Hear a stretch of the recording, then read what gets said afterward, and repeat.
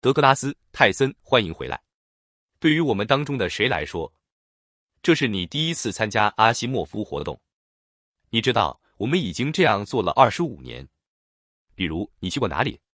第一的一些家务 ，Suni Williams 和 Butch Wilmore 已安全抵达地球表面。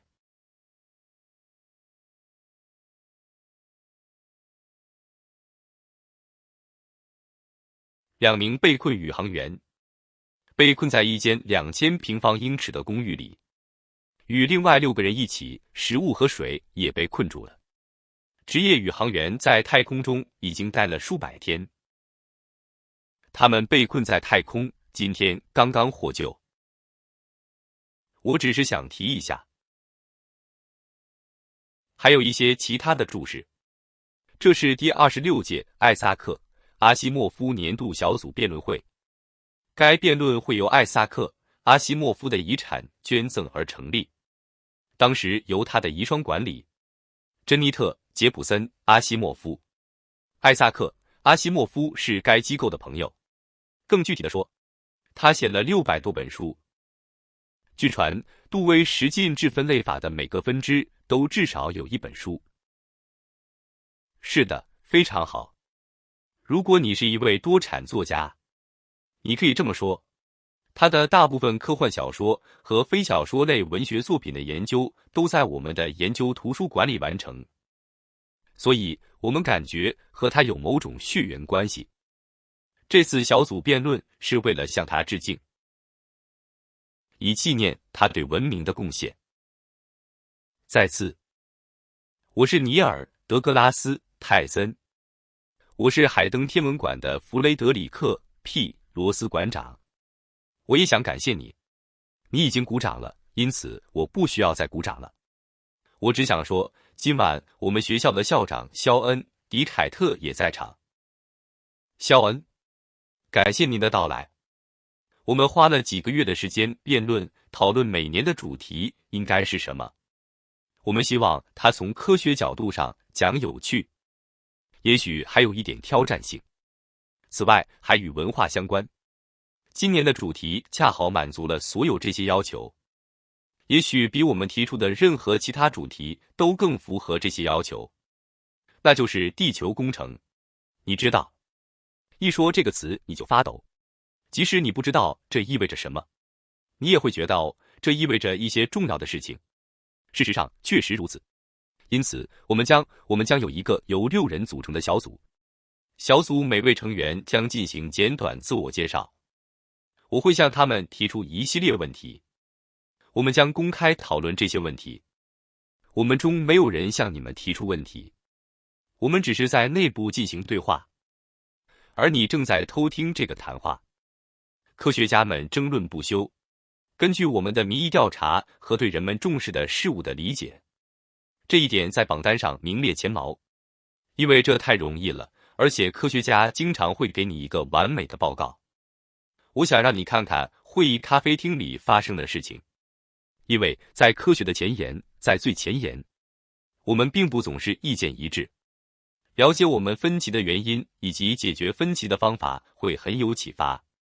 如果我们能解决分歧的话，现在请允许我请出所有6位小组成员。在我们开始谈话之前，他们会简短地介绍自己。你们6个人都出来吧。好了，你，凯文，请用3句话告诉我们你是谁，以及你为什么来这里。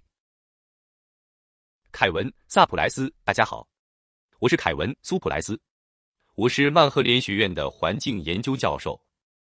大约10年以来，我一直在研究太阳能地球工程的经济和地缘政治问题，试图追踪和了解这些技术是如何融入气候政策的，以及为什么这可能是一个坏主意。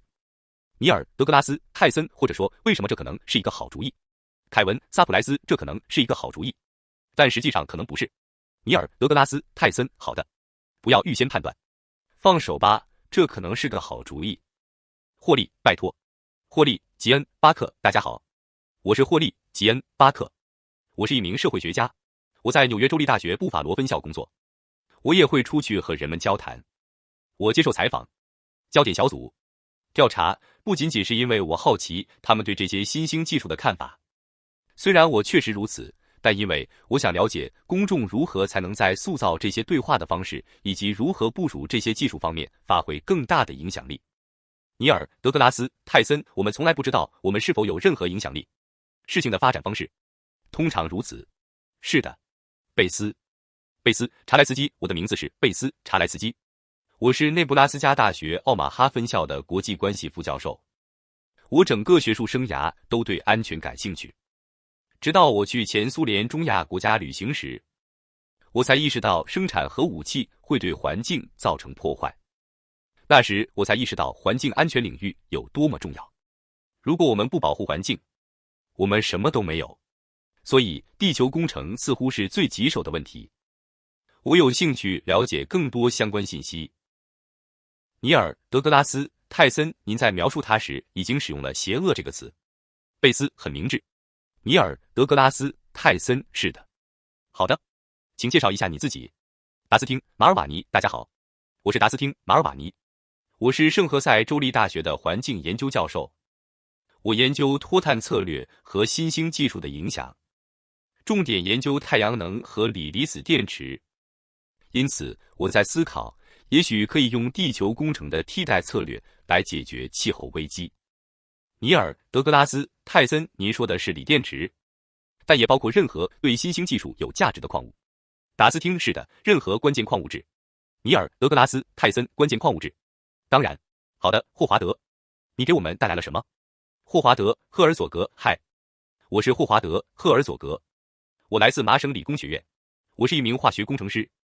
过去35年来，我一直专注于能源系统以及低碳能源系统。我做过低热能之类的研究，但我的大部分研究都是关于碳捕获和储存的，也就是从发电厂等点源捕获二氧化碳，进入大气层之前。然后我开始研究如何从大气中去除已经进入大气层的二氧化碳。我有一本书将于8月出版，名为《碳去除》，这就是这个话题。尼尔·德格拉斯·泰森，好的。丹尼尔，请和我们谈谈。丹尼尔·维西奥尼，大家好，我是丹尼尔·维西奥尼，我是康奈尔大学地球与大气科学系的气候科学教授。我是一名气候科学家、气候建模师。我的所有研究都是，我一直致力于推动我们对太阳地球工程对气候的影响的理解。我认为，关于某件事的可靠、科学依据的信息可以帮助我们做出更好的决定。我仍然认为这是真的。所以我来了。所以你就是那个恶人，尼尔·德格拉斯·泰森，所以你就是那个恶人。丹尼尔，我就是那个恶人。我被这样叫过很多次了。是的，尼尔·德格拉斯·泰森，你是意大利人。丹尼尔，我是意大利人。如果你没听过尼尔念我名字的方式的话，是的，尼尔·德格拉斯·泰森，丹尼尔·维尼尼。丹尼尔，我很喜欢他。尼尔·德格拉斯·泰森，那么，让我先从你开始。所以你是改变地球反射率的粉丝，利用高层大气中的气溶胶反射阳光，这样地球上就不需要那么多能源来加热我们，从而解决气候变化问题。你能描述一下这涉及什么吗？丹尼尔，我必须退一步说，我既不是他的粉丝，也不认为这是一个解决方案，但我认为这是它可能是一个更广泛的解决方案的一个有趣部分。是的，从根本上说，我一直在研究平流层气溶胶的行为，即空气中微小的悬浮颗粒。我们早就知道这些粒子在我们周围无处不在，尤其是如果任何来源，无论是人为的还是自然的，向大气中排放二氧化硫，这些二氧化硫氧化后产生微小的气溶胶颗粒。这些颗粒，它们生长到恰好能够反射部分太阳辐射的尺寸。尼尔·德格拉斯·泰森，所以它们的大小等于来自太阳的可见光的波长。丹尼尔，是的，这是由于化学、微观物理学、重力等之间的有趣相互作用。如果让这些粒子生长，它们就会精确地生长到亚微米、阿尔法微米、亿微米的尺度。这正是光的波长。这使得尼尔、德格拉斯、泰森1微米等于100万分之1米。丹尼尔·100万分之1米。这正是光的波长。这使它们成为完美或近乎完美的阳光散射体。尼尔、德格拉斯、泰森，所以你称它们为气溶胶。当我们想到地球上的气溶胶时，我们会想到喷雾罐和其他东西。我们思考的都是同一个定义吗？丹尼尔不，奇怪的是，在新冠疫情时代，这引起了很大的争论。什么是气溶胶？什么不是气溶胶？通常，气候科学家认为，气溶胶实际上只是悬浮在空气中的亚微米颗粒，无论是固体还是液体。但这些颗粒并不像较大的液滴，我们称之为液滴那样可见。气溶胶的尺寸非常小，从空气动力学的角度来说，它们在空气中漂浮的时间比我们实际能看到的较大颗粒要长得多。尼尔、德格拉斯、泰森，好的。所以你说它们漂浮的时间更长，这意味着它们最终会掉下来。丹尼尔，是的。尼尔、德格拉斯、泰森，所以你必须，比如再发送一批。丹尼尔，是的。事实上，大多数气溶胶从大气中去除的方式，通常是通过雨水冲刷。例如，云层在它们之上降雨，并将这些颗粒带到地面。从根本上来说，在平流层，我们从火山爆发等事件中观察到，一旦这些粒子被释放到平流层，它们停留的时间会比接近地面的时间长得多。尼尔、德格拉斯、泰森提醒我们，平流层高于一切天气。丹尼尔，是的。我们生活在靠近地面的地方，但在我们所谓的对流层里，那里有湍流、有云、有湿度。除此之外，大气层中还有一个非常安静的部分，我们称之为平流层，因为它的分层性很好。那些最终落入那里的东西数量并不多，最终会在那里停留相当长一段时间，但不会永远停留。尼尔、德格拉斯、泰森很高兴知道。让我提醒大家，虽然他们都是各自院校的教授，但他们发表的言论都是基于自己的专业知识，而不是代表院校本身。只是想澄清一下，霍华德，我很高兴知道有你这样的人，正在考虑从大气中去除二氧化碳。这听起来显然是首先要做的事情，或者做第二件事。然而，这听起来更像是科幻小说。任何好的科幻故事在讲述过程中都会变糟，我们知道。那么，你能告诉我们消除空气中二氧化碳的3种最佳方法吗？霍华德，有很多方法可以做到这一点。基本上，你可以通过生物方法或化学方法来实现。从生物学角度来说，我想人们可能对植树很熟悉。我们都听说过，造林再造林。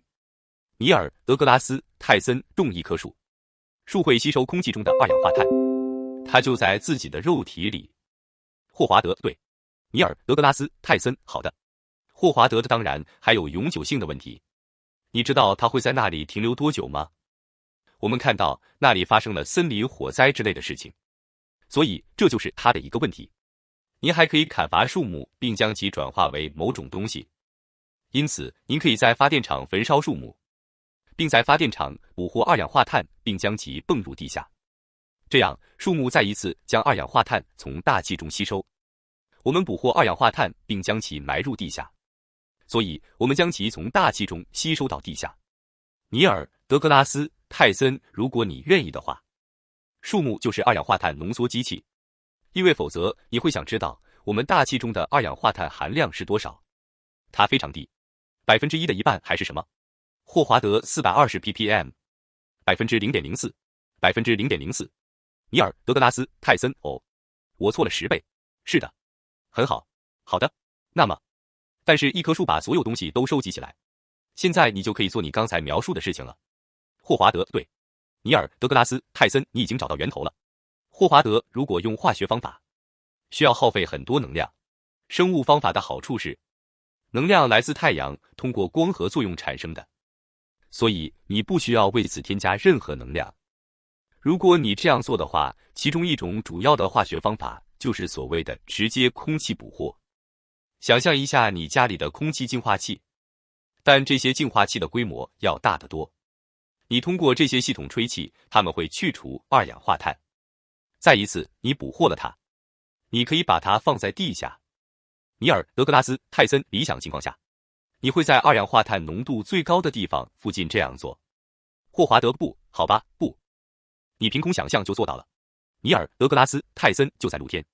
霍华德，是的。而且由于空气中的浓度只有420 ppm， 因此比在发电厂空气中的浓度可能为 10%， 处理起来要困难得多。尼尔·德格拉斯·泰森，对，确实如此。我刚才说的就是这些，对吧？好的 ，ppm 100万分率。霍华德100万分之一。尼尔·德格拉斯·泰森，是的，是的。霍华德，是的。尼尔·德格拉斯·泰森，好的。那么，请告诉我有关浮游生物解决方案的情况，因为这对我来说很新鲜。浮游生物可以解决这个问题。浮游生物吸收二氧化碳吗？浮游植物呢？霍华德，哦，在海里。尼尔·德格拉斯·泰森，是的。霍华德，好的。我的意思是，海洋是碳汇的一大来源。事实上，我们排放到大气中的二氧化碳约有一半最终进入海洋。随着时间的推移，我们今天排放的 80% 的二氧化碳最终会进入海洋。有两种方法，其工作原理是在几个月的时间尺度上，海洋表层与大气基本处于平衡状态。因此，随着大气中二氧化碳的增加，海洋表层也会增加。然而，把它从海洋表面带到深海，大部分储存的盐度需要几个世纪的时间，所以这是一个缓慢的过程。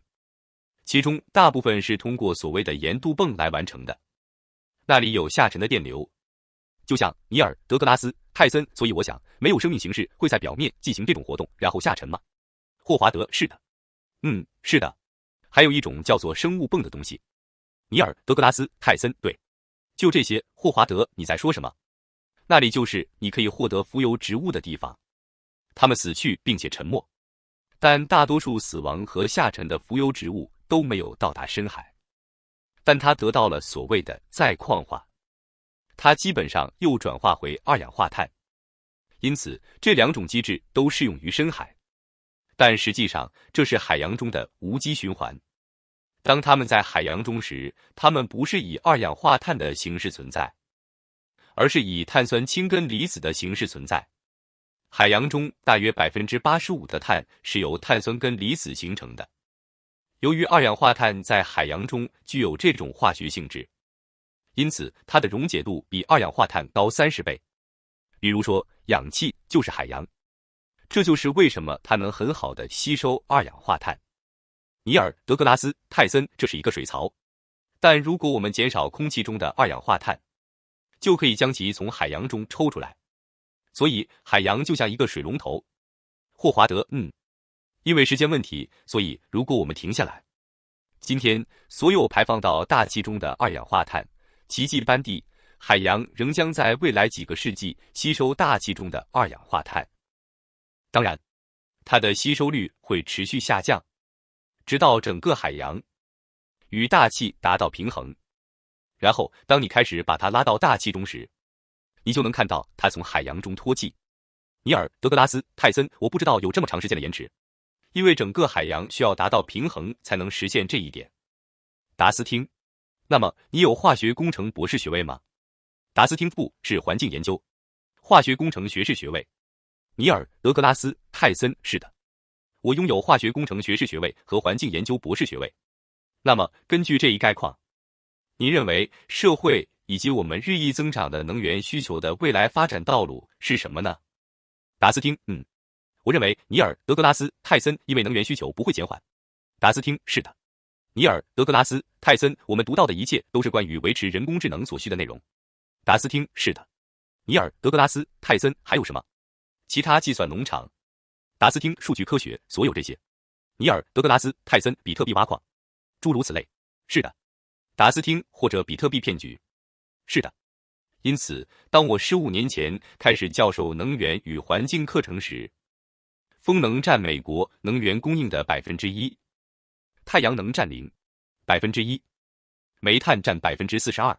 去年，太阳能和风能的总和与煤电相当。到2032年，太阳能发电量就将超过世界上所有燃煤发电量。尼尔·德格拉斯·泰森仅靠太阳能，达斯汀独自一人。尼尔·德格拉斯·泰森那是因为达斯汀那是7年后的事了。尼尔·德格拉斯·泰森因为要用它的成本变得更低了，达斯汀现在便宜多了。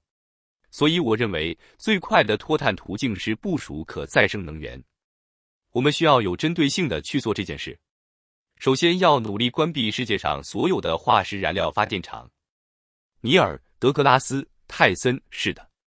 但是你不能这么做。丹尼尔，你挺受欢迎的，不是吗？尼尔·德格拉斯·泰森，您刚刚获得了3次掌声。达斯汀·尼尔，这是世界上最流行的技术。尼尔·德格拉斯·泰森，但是，是的，你只能说，因为太阳能越来越便宜，所以人们显然会选择廉价的解决方案。他们并不关心墙上水龙头流出的是什么水，无论是用煤、风能还是太阳能电池板产生的。所以这不是通过改变人心来实现的，是吗？这是通过改变人们做出决策的经济环境来实现的。达斯汀，他正在改变经济格局，但同时也会产生许多其他影响。因此，地球工程讨论显然是关于应对气候变化的讨论，但我们的空气污染却导致数百万人死亡。我们在燃煤发电厂外设立了粉煤灰池，这些池子经常会破裂，导致有毒物质淹没社区。因此，我们的传统能源技术对环境产生了很大影响，而这些影响并不属于降低能源成本的考虑范围。因此，我们必须部署更多可再生能源，但我们也开始增加传统能源的成本。尼尔·德格拉斯·泰森，谢谢。贝斯，你拥有国际关系博士学位。贝斯，是的。尼尔·德格拉斯·泰森，您还创造了环境恐怖主义这个术语。您能评论一下您在已出版的作品中这样说的含义吗？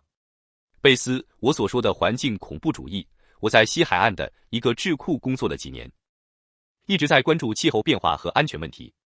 我突然想到，如果恐怖分子真的想破坏一个国家，如果他们真的想影响政府、他的人口，让人们感到恐怖，然后让他们改变某些政策或某些行动，而改变的方式不是让飞机撞向建筑物，不会是持久的改变，明白吗？我正试图把我的恐怖分子帽子戴在这里，就像我戴了一顶恐怖分子的帽子，而这样做的方法是攻击他们的自然资源。所以你会放火烧森林，如果你有这种能力，你会炸毁基础设施，你可能会毁掉他们的生态系统。这就是我所说的环境恐怖主义。环境可能成为恐怖主义的目标，或者它可能是一种恐怖工具。尼尔·德格拉斯·泰森，也许恐怖分子没有受过足够的教育，不知道如何做到这一点。贝斯，好吧，如果他们读了我的文章的话。尼尔·德格拉斯·泰森，所以无论这次谈话得出什么解决方案，它基本上都会成为一种安全风险，成为一种目标。贝斯，它可能会成为一个目标安全风险，这取决于所采用的地球工程方法。地球工程，正如我们在座的各位所知，这是一个涵盖多种不同技术的总称，其中一些技术不会带来问题，特别是从安全角度来看，但其他技术则可能会带来问题。所以，如果我是一个有进取心的恐怖分子，小子，我只是在这儿挖个坑而已。如果我是一个有进取心的恐怖分子，我将非常仔细地研究正在部署哪些类型的技术，以及我如何能够利用这些技术来为自己谋利。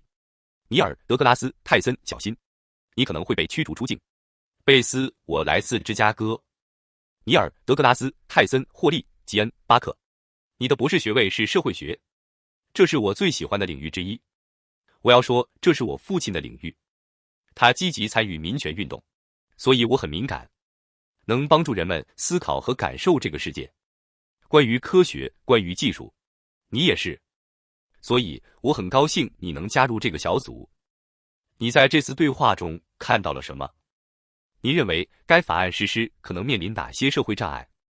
人们是否经常投票支持他们不理解的东西？他们只是被告知这会解决你的问题。人们如何带我们了解人类行为与向他们呈现的社会解决方案。获利穷，这是一个很大的问题。但我要说2件事：一是我们在采用大量技术时，并没有真正考虑过它们。我会把智能手机、社交媒体和类似的东西归入这一类。我们已经习惯了它们。一开始每个人都认为它们很棒，但现在我们开始质疑了。一些化学物质也是如此 ，PFA， 你听说过？这类物质会产生意想不到的后果。尼尔、德格拉斯、泰森那些是永久的化学物质吗？获利穷，是的。尼尔、德格拉斯、泰森是的。获利穷，是的。因此，人们在看不同的例子时，会想，这对我们来说并不太好。也许我们需要以不同的方式来思考如何采用和决策新技术。尼尔、德格拉斯、泰森是的。但在智能手机诞生之初，没有人会想到，有一天它会造成个人形象问题，或者它会成为有史以来最大的错误信息来源。我们怎么可能预见到这一点？ Holly Jean， 这就是这个话题的有趣之处，也是我研究它的原因之一。因为很多科学家实际上一开始就问了这些问题，希望他们能继续在这场对话中占据主导地位。尼尔、德格拉斯、泰森，但是您举的过去的例子表明，我们没有预见到这样的结果。获利穷，确实如此。尼尔、德格拉斯、泰森，所以这对未来来说不是一个好兆头。好的，别说了。凯文，你拥有地理学博士学位。好的。的首都是哪里？凯文，不是地理。尼尔、德格拉斯、泰森，不是地理，地理学家不学这个吗？这不是一回事吗？凯文，从技术上来说，这是地理问题。尼尔、德格拉斯、泰森，好的。上沃尔特省首府。凯文，哦，不。尼尔、德格拉斯、泰森，是的。贝斯，上沃尔特已经不存在了。尼尔、德格拉斯、泰森，哦，它不再存在了。凯文，你会知道的。尼尔、德格拉斯、泰森，当时我了解了上沃尔特的首府是哪里，那是瓦加杜古。我认为这真的很酷。现在的信息已过时，因此，如果您拥有地理学博士学位，您可能就有资格评论这次对话的全球影响，以及它如何影响世界各地及其气候。每个人都会以同样的方式改进吗？不同地方是否存在差异？我们是否需要考虑这个问题？凯文，是的，我们确实需要考虑这个问题。我不知道地理学博士学位是否让我变得独一无二，事实上，确实如此。我甚至不知道这个小组的其他人在做什么。我有独一无二的资格谈论此事。是的，地理位置并不是州首府之类的。这是一门广泛的学科，如果它有一个统一的中心，那就是关注人与环境的关系，以及它们如何出现，并以各种方式在不同尺度上相互联系。在这个广阔的领域内，我的子领域是政治地理学。更具体地说，环境政治经济学，这意味着我思考资本主义如何成为我们主要的经济模式。它既推动了环境问题，又限制了我们应对这些问题的能力。就地球工程而言，我认为太阳能地球工程，具体来说，有很多真正重要的问题，比如谁将会是，这会对环境产生什么影响？谁会受到影响？这会不平衡、不平等吗？会的。我们必须将其与气候变化进行比较。但我主要关心的是，尼尔、德格拉斯、泰森，你的意思是，无论太阳能地球工程的缺点是什么？凯文，是的。尼尔、德格拉斯、泰森，有利有弊。目前这里发生的其他事情已经存在一些利弊。凯文，当然了。尼尔、德格拉斯、泰森，所以这是一项关于相对风险因素的练习。凯文，当然了。是的。尼尔、德格拉斯、泰森，这个描述公平吗？是的。如果气候变化没有带来我们必须尽快应对的巨大风险，我们就不会讨论太阳能地球工程。但这实际上是我对很多这些技术的核心问题。我担心的是，你知道，我们生活在一个企业和亿万富翁拥有巨大权力的时代，地缘政治争端日益加剧，各国正在重新武装，独裁主义和法西斯主义正在侵蚀旧秩序。因此，一项可能给化石燃料行业带来好处的技术，富人和有权势的人，更广泛地说，在不减少排放的情况下应对气候危机的能力，正确，或者至少是减缓减排的努力。这是非常令人不安的。我真的看不出来，我觉得不可能。在我刚才列出的这些条件下，看看这项技术除了成为强者维护世界的工具之外，还有其他什么发展方式吗？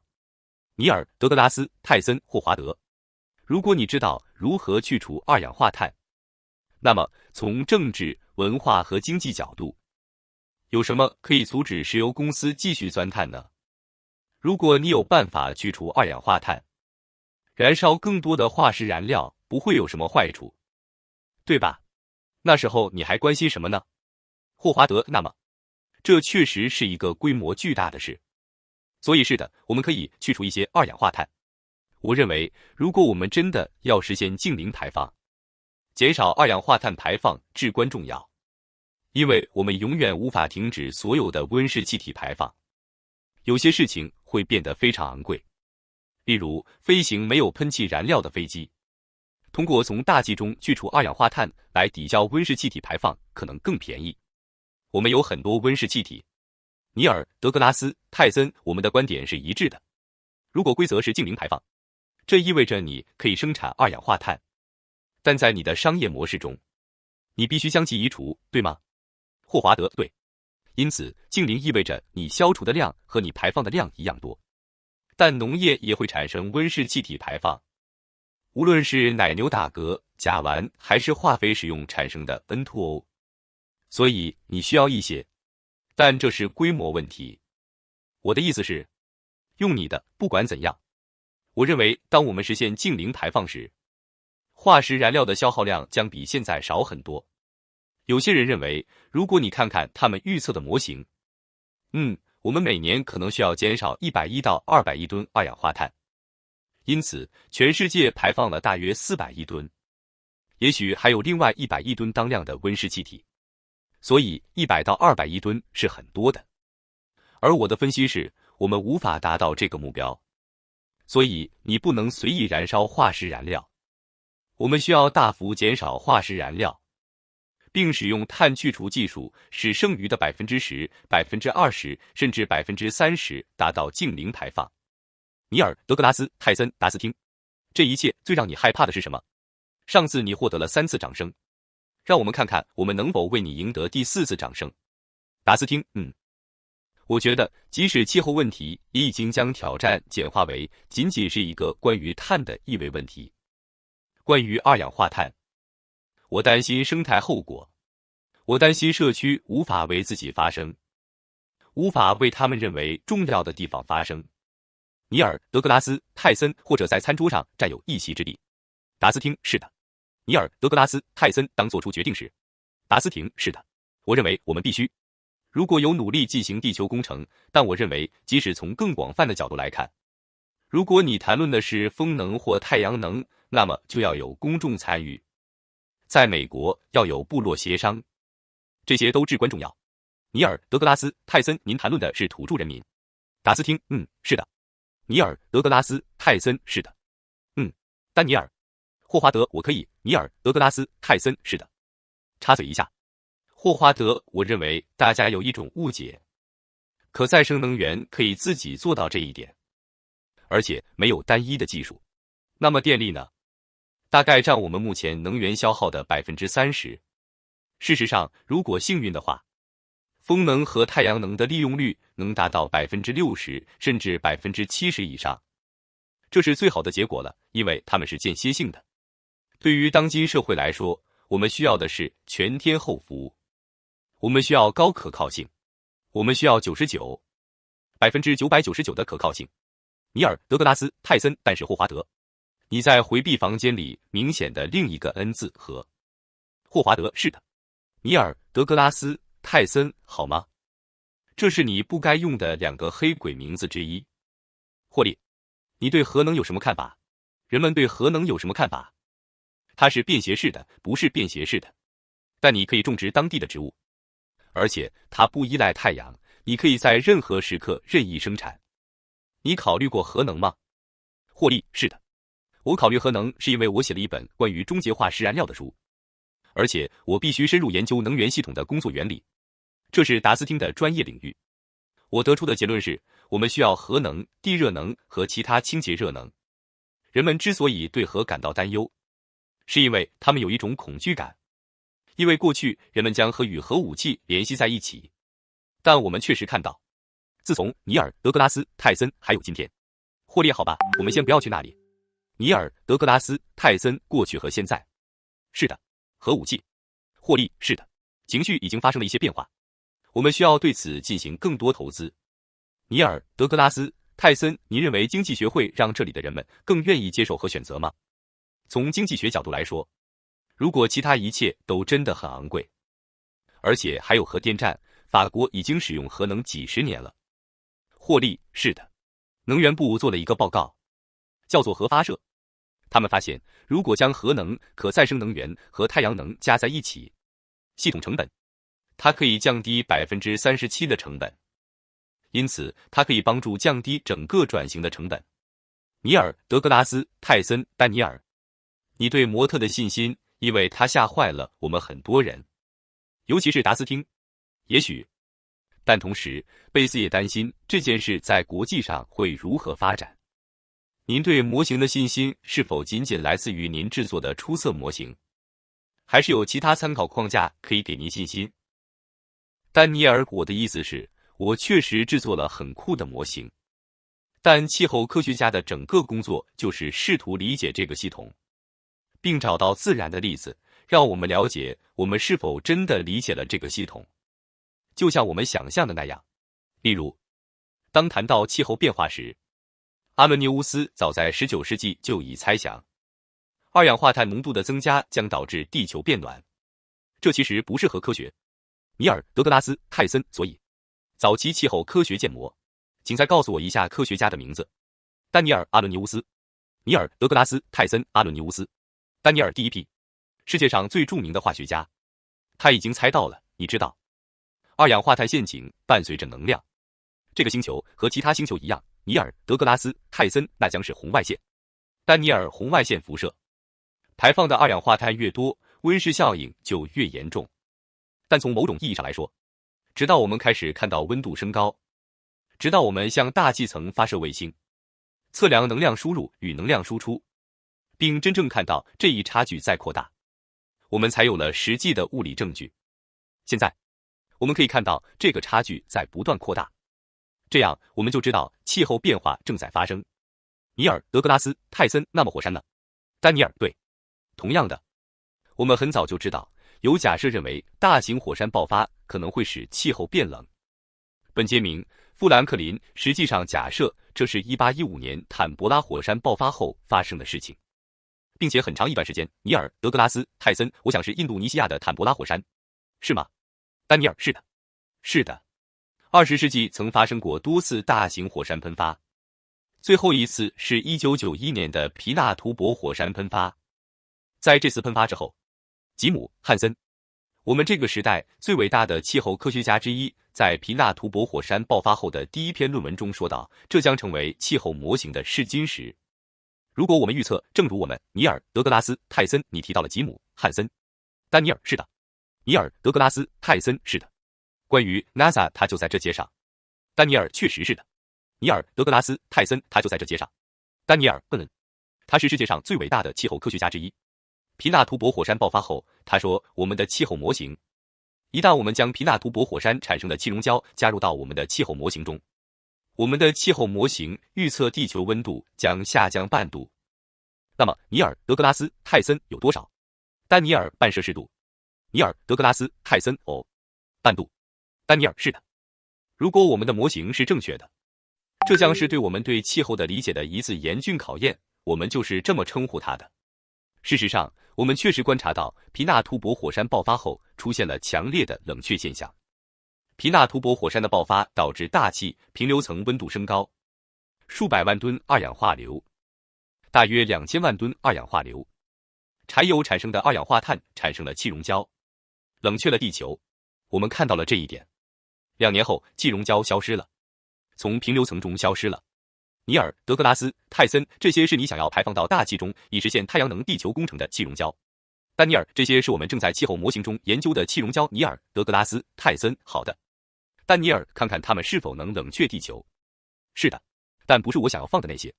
尼尔·德格拉斯·泰森，你仍然没有获得观众的掌声。丹尼尔，对不起，这是作弊行为。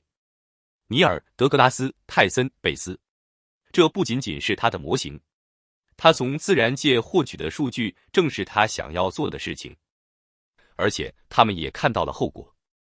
他们看到了后果。那么，为什么这不能给你带来一些是安全这个词吗？一些安慰，这些想法是正确的。贝斯，因为没有人可以责怪大自然。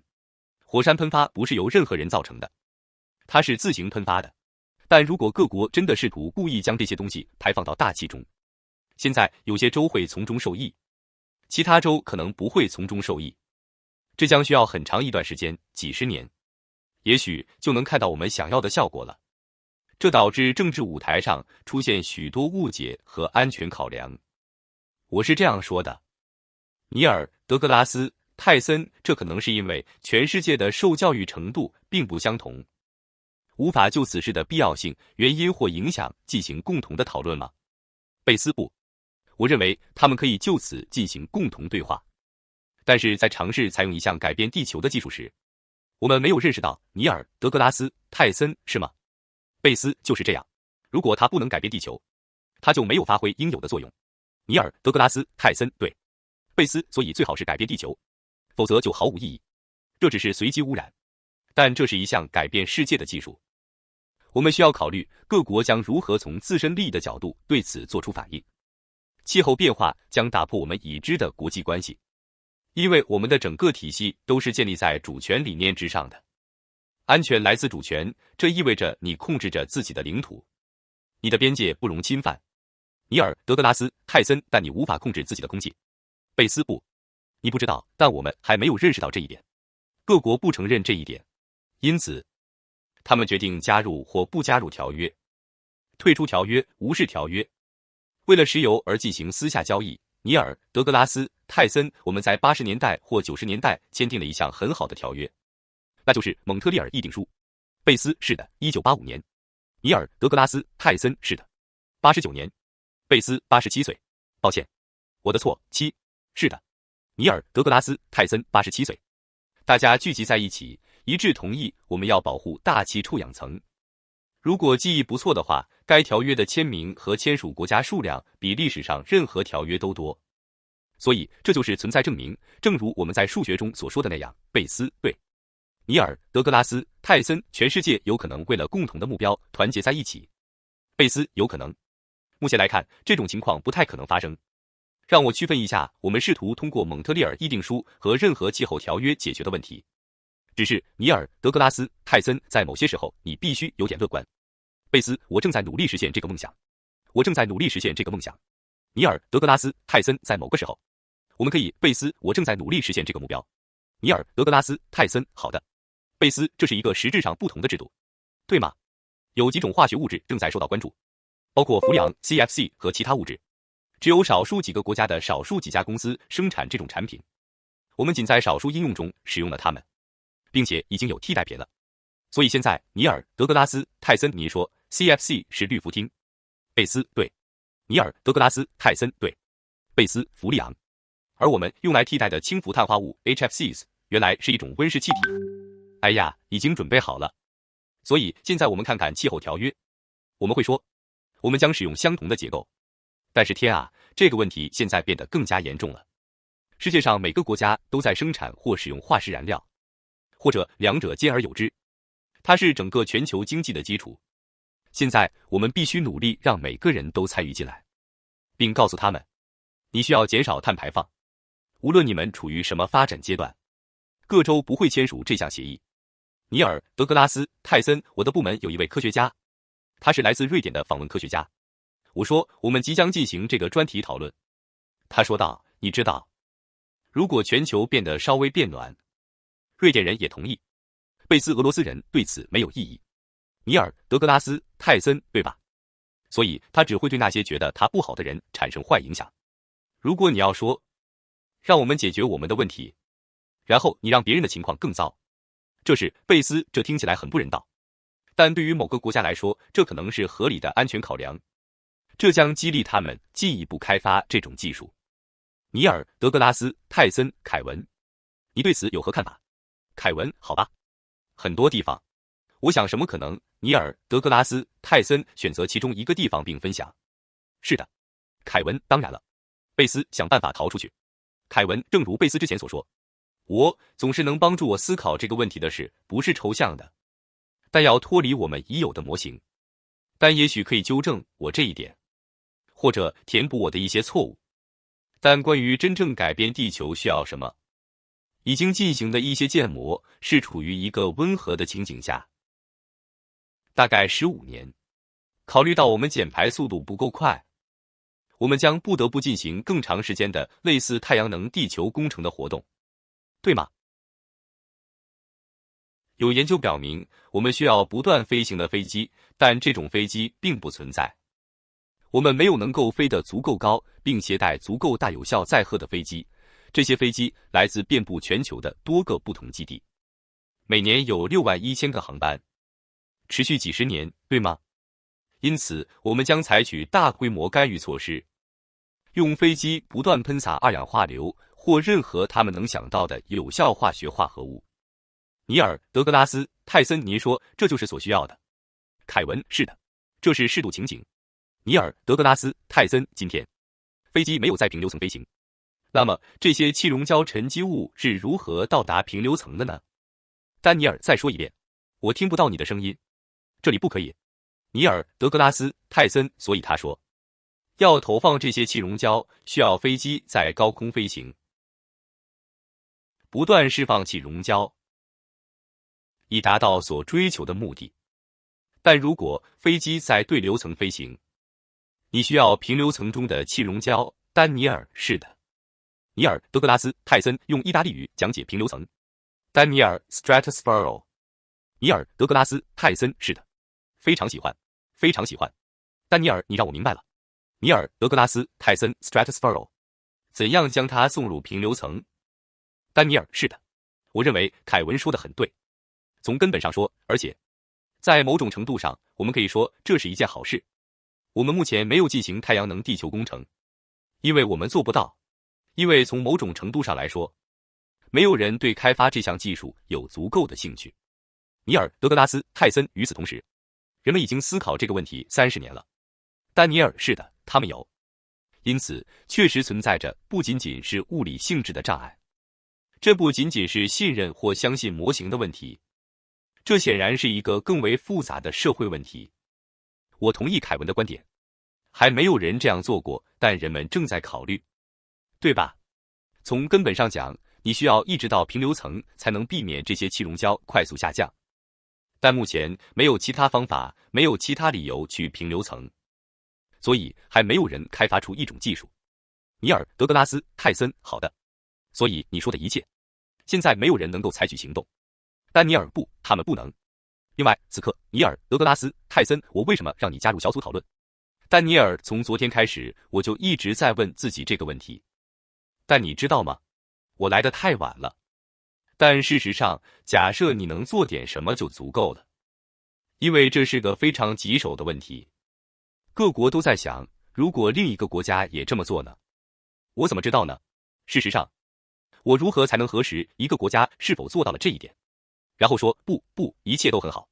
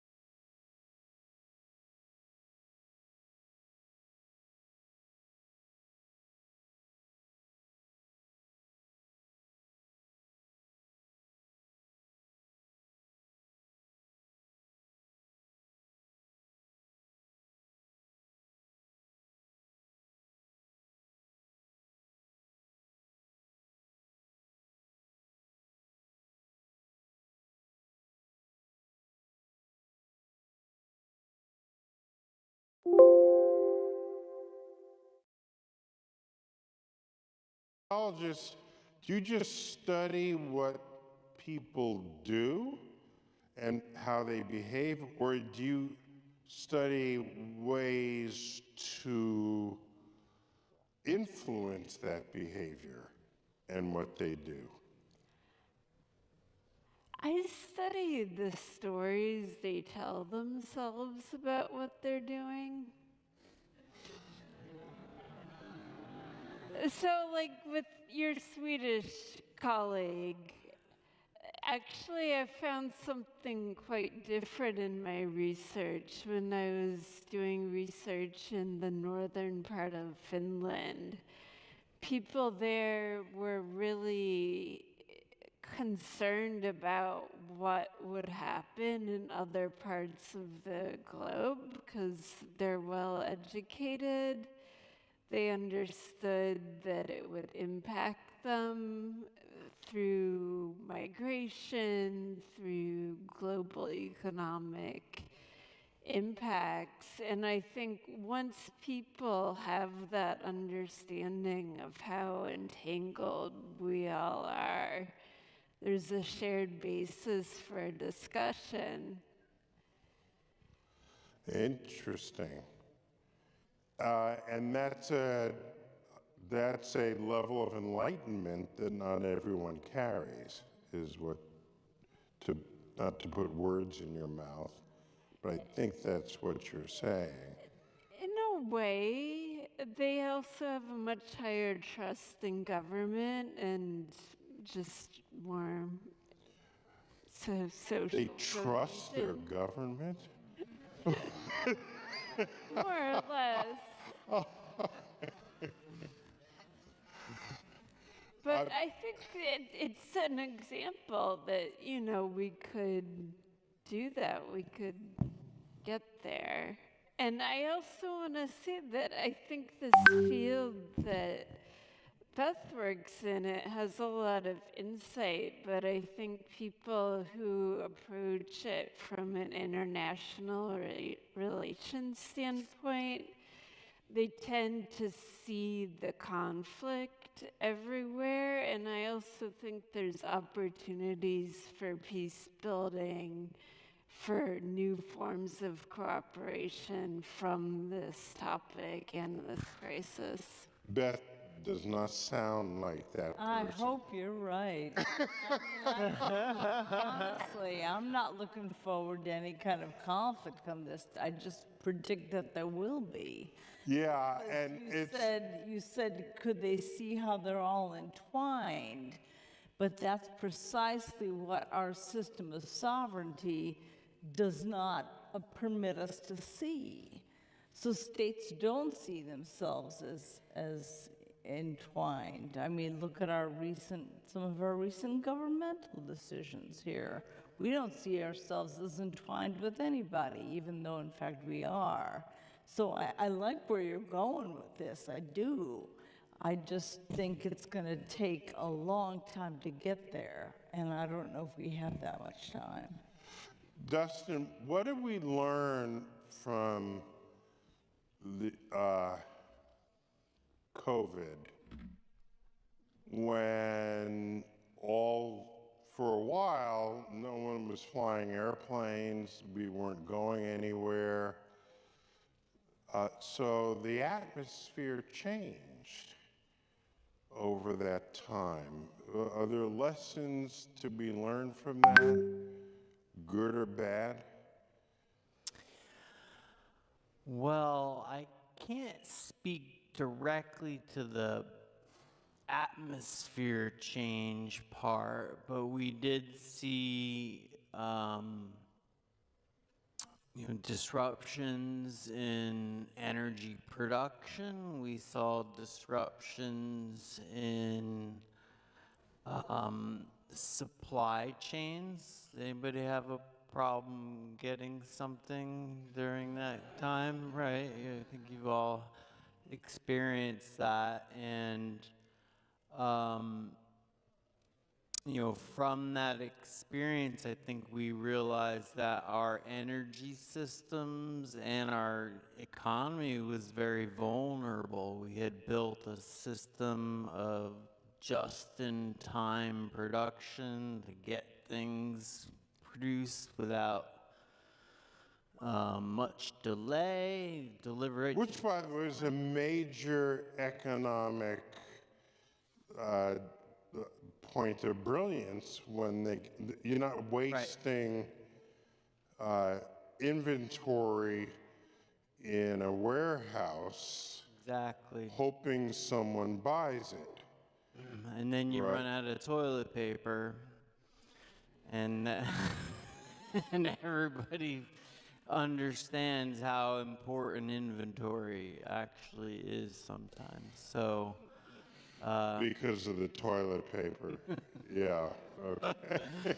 something that everybody can relate. I have friends that still have a closet full of toilet paper. And it's a little scary, actually. But I think the lessons learned are we need more resilient infrastructures, we need more resilient supply chains, and we need more resilient economies to go through challenges like that. And if we end up in a climate crisis situation, that could happen again. So you're just saying that, or is anyone doing that now that we've learned from COVID? Oh, I'm sure that everybody, I mean, I'm thinking like I study, the battery life cycle and study battery manufacturers, and they're thinking about these things all the time because we saw not only with COVID, with the war in Ukraine, we see how important it is to have resilience in production systems. What I find interesting is I don't remember how I ended up on this list, but I'm on a list that receives ad solicitations for survivalist. Yeah, I think I bought something from a website at some point. And what's curious to me is a big selling item among the survivalists is a solar-powered generator. And I thought, that's kind of cool. We have survivalists using solar power. That's good. Yeah. It's a small. It's very small. It could be part of it, though. I mean, I think,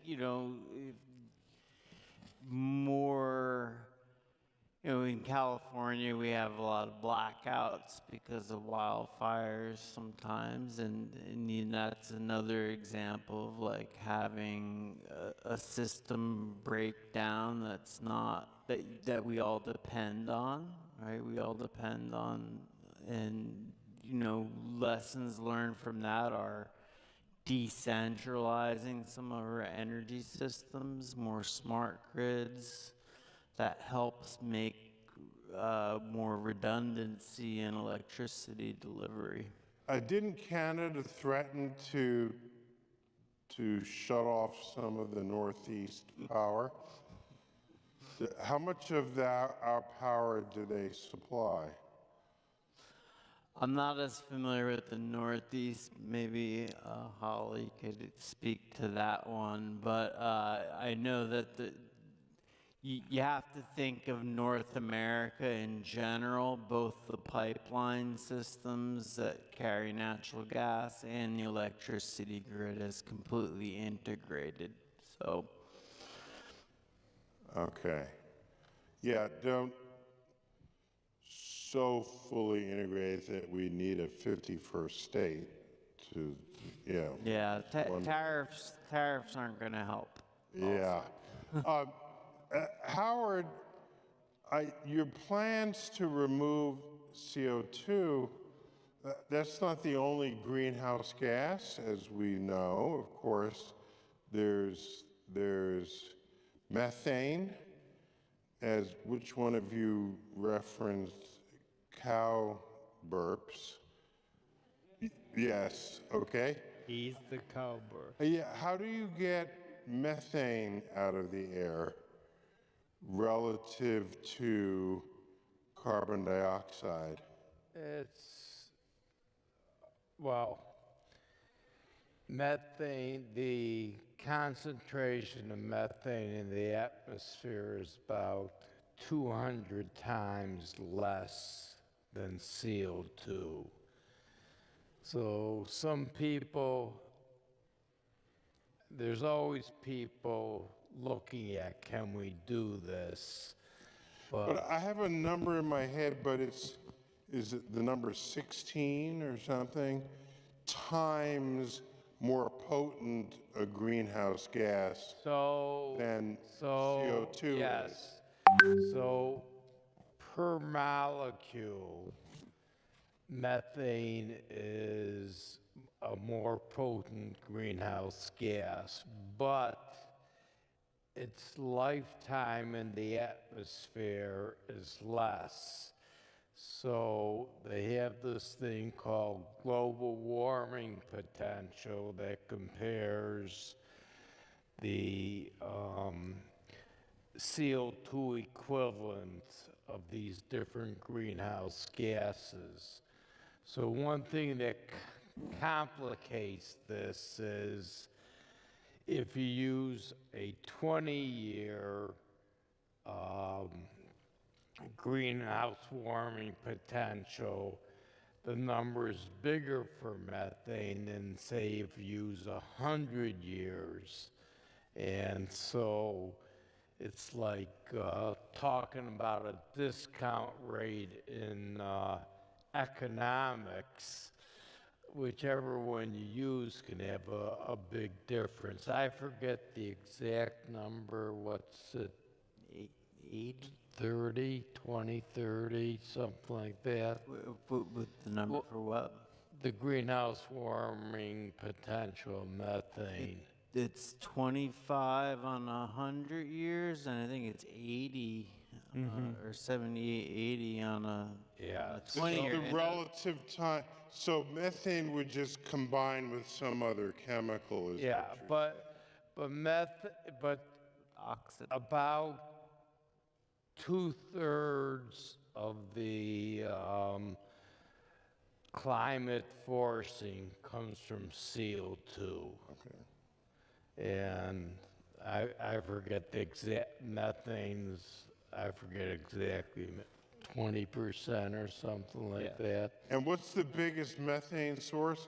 It can't be only cows if we're also losing permafrost and we have organic matter So thawing and then releasing. So there's something with the climate science that people sort of use the word tipping points, that we go to a point that we start getting irreversible changes or dramatic changes, and one of it is if our permafrost melts, which has a lot of methane stored in it, will that start degassing methane? And there's no definitive answer on if or when that would happen and how bad it would be. The mechanisms aren't totally understood, but right now there's a debate whether the Arctic, the tundra, the permafrost up there is a carbon sink or a carbon source. There's always been a carbon sink, but it looks like it may start to become a carbon source now. And Or greenhouse gas. for greenhouse gases, and will that accelerate in the future, and will that become a tipping point? Beth, what did you, in your writings, you talk about Arctic security. You just mentioned what was going on in the Arctic, the melting of the glaciers. What do you mean by Arctic security? Well, the Arctic could be a fascinating bellwether for how we're going to adapt to a globally warmed world. Because the Arctic used to be just a big frozen lake with some water around the edges, surrounded by countries. But it's increasingly losing its ice cap. The sea levels are rising, and you're going to end up with sort of the new Mediterranean at the top of the planet. By the way, I was very disturbed when I was 8 or 9 to learn that Santa Claus does not live on land. No, he does not, but he will speak Russian soon. Yeah, it's on his way, yeah. Yeah. He's on an ice floe and might not be there, and he might be in a bathing suit pretty soon. He might be relocating someplace else, maybe to Canada, we don't know. But as the Arctic is thawing, you end up with new power relations between the Arctic countries.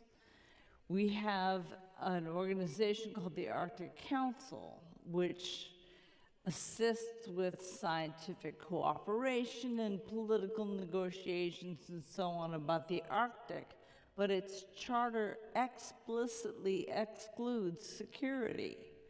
So if there's more icebreakers that we need, if there's more ice cap submarines, if there's ocean transit going across the Arctic Ocean, through the Northern Sea Route or through the Northwest Passage, all this is going to have to be regulated in some way, because if it's not regulated, then possession is 9/10 of the law, and right now that points to Russia pretty much owning it. Why not Canada? Canada has these land masses that go pretty far north. Well, I'll defer to my geographer colleague here, but the basin basically is deeper on the Canadian side, which means there's more long-term ice there. The Russian side thaws first, is the gist of that. And so the Russians are already on this. They're building search and rescue stations, refueling stations. They're already charging boats tolls to break ice for them, to take their cargo across the Arctic Ocean. So the Russians are thinking global warming's working in our favor, which means that they're going to be operable up there in a way nobody else can be. Isn't there a treaty that governs what? The ocean? the oceans? Yes, there is. The UN Convention on the Law of the Sea came into force, I think, in 1982, and Russia signed it, and Canada has signed it, and most of the countries around the world signed it. Guess which country has not signed it? Us. Belgium? That would be us. The United States has not signed it. We refuse. How do you spell us? U.S. The U.S., okay. U.S. number one? I don't know. But the reason we haven't signed it is because of sovereignty. The argument has been made in the Senate Foreign Relations Committee that this encroaches on our sovereignty. There's no need for us to sign it. We don't want anybody telling us what to do.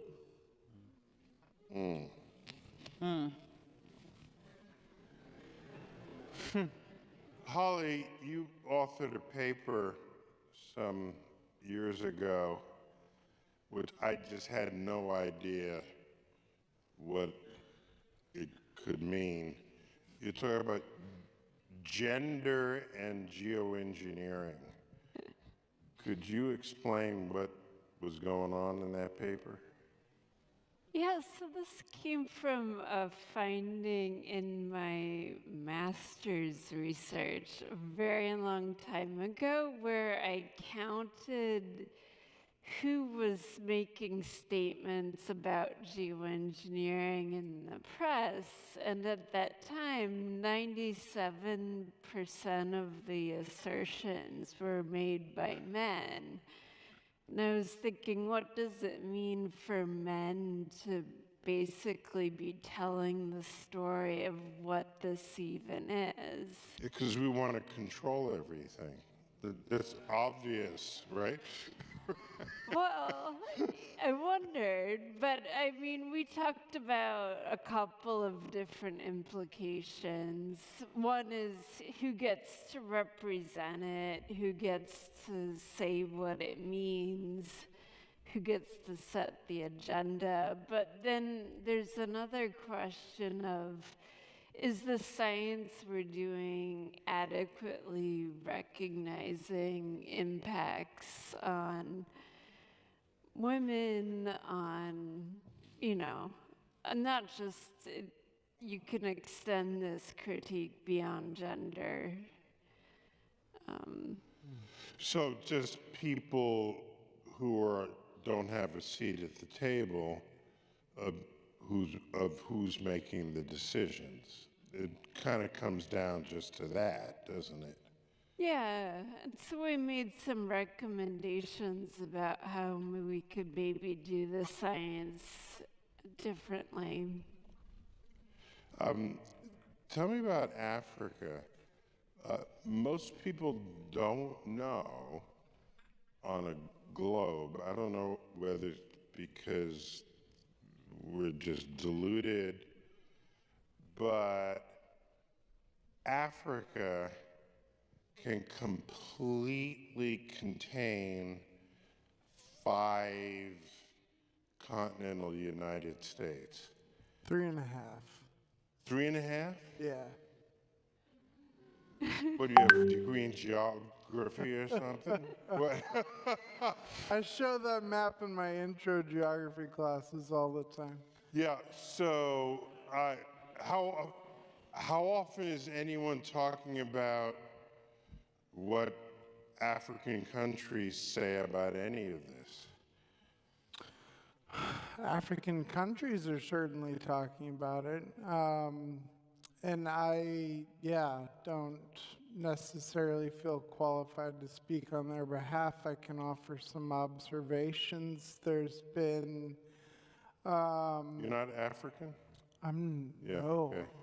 Yeah.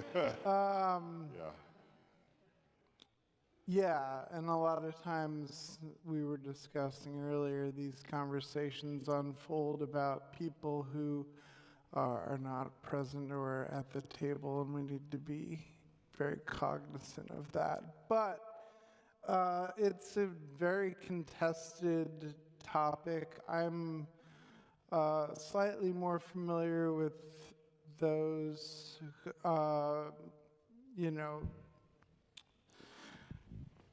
climate justice organizations from Africa that have taken a fairly strong stand against solar geoengineering. There have been those that have signed what's called a non-use agreement.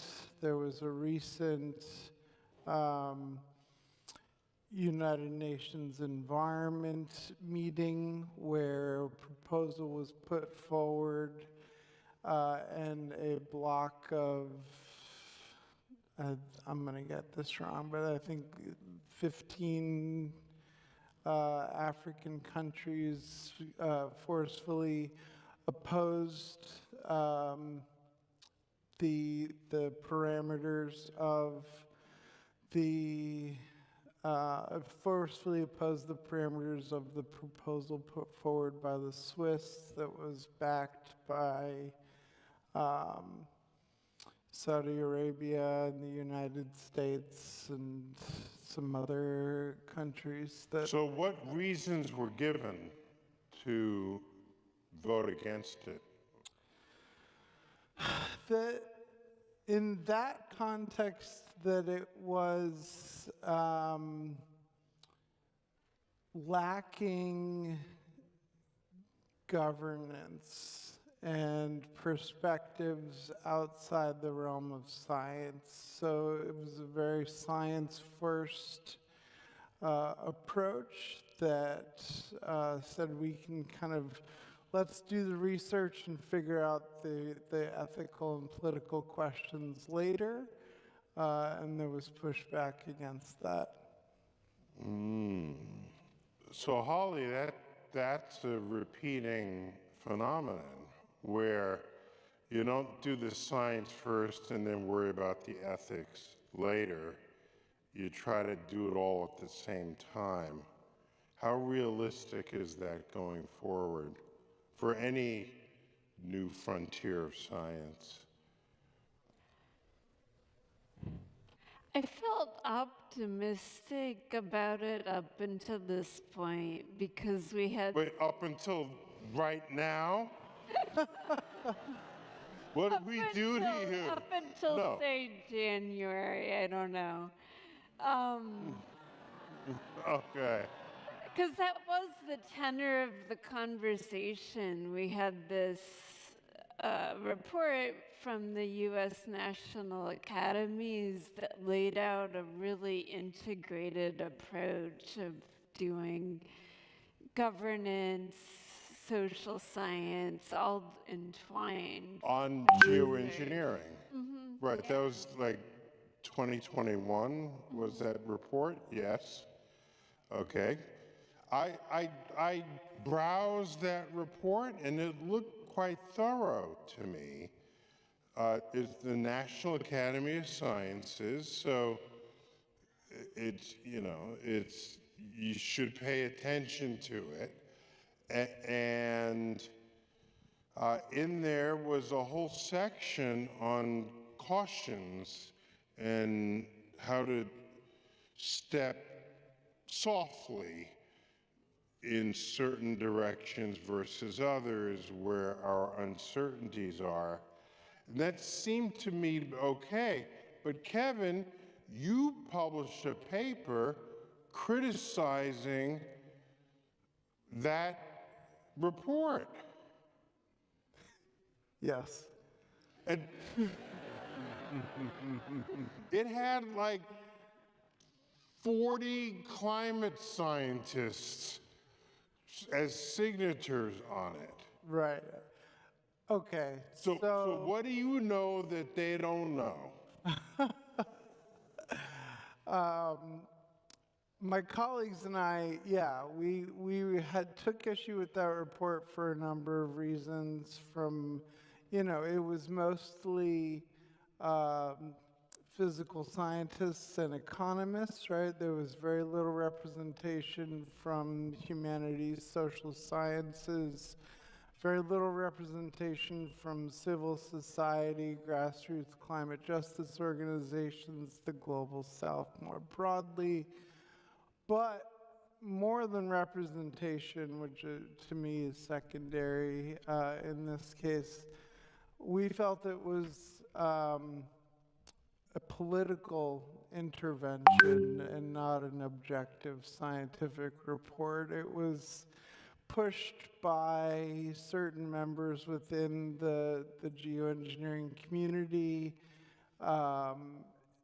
timed to kind of stoke this conversation within the Biden administration, which we saw happen. Members of Congress pushed the White House to put out a report that had very similar recommendations to the National Academy's reports, very similar budget laid out for what this research should entail, and we saw it as an attempt to, along with the intelligence community and a number of different foreign policy organizations that were coming out with very similarly framed reports at the same time, a push for U.S. leadership in this field over and above other countries. Daniele, do you have a problem with the U.S. leading this? I know you want it You know, to lead it. I'll say, That's well, fine. yeah, I have a green card, kind of a risk. But anyway, but I'll be honest anyway, because I've decided to be. I don't care about U.S. leadership in this context or in any context. So in this sense, you know, I fully agree with Kevin. I do not think that this should be a U.S. only issue or even a U.S. first issue. And part of my research, I collaborate with climate scientists and ecologists and earth system scientists from all over the world, especially Africa. I have to say I have multiple colleagues from many African countries that are as interested as I am to understand the potential impacts of something like solar geoengineering, and I think that's the only way. And yes, I do acknowledge, you know, the differences sort of in their political power, but in a way, I don't care in the sense that that's not my part. My part is to do this from the bottom up with other scientists from all over the world. Is it gonna work? Which knows no national boundary. Yeah, and I think that's tremendous still industrial great, strength. And that strength is right? rooted in And world-class so infrastructure. will it work? Will countries listen to us? There are regulatory Maybe challenges not, for but if we don't try, we'll never know. And it is great, to me, it is incredibly important to have that representation also at the level of other states and make sure that scientists from all over the world have the information they need to inform their countries about this issue.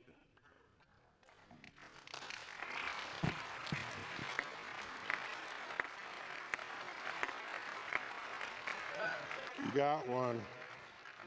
You got an applause. Oh, there you go. Okay, you got I one. know. Oh, who hasn't gotten an applause was- yet? Will work. It was the green card. Not the great. They're like, they'll deport this guy in a month. Let's clap. I want to. We're going to wrap up in a couple of minutes, and then we're going to open for Q&A from you. But I want to just bring something up which intrigued me, and I only recently learned about it just in the nick of time to be asked on national television this question. So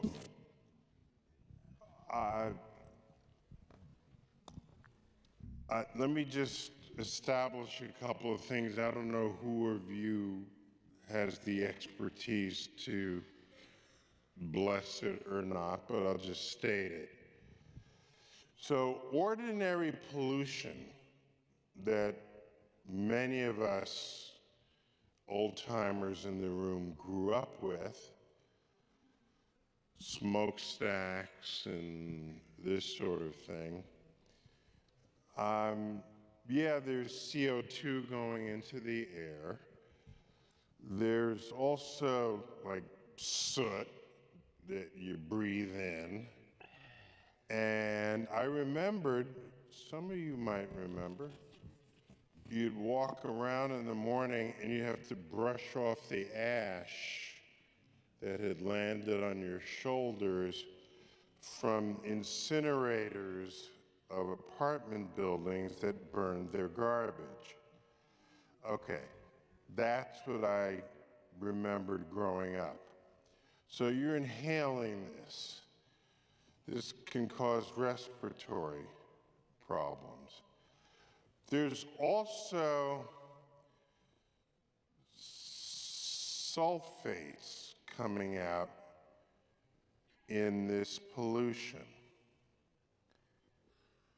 Those sulfates, over all those decades, have been persistently put into the atmosphere, not high up, but it didn't have to be high up, because even if it fell out quickly, a fresh batch went up the next morning.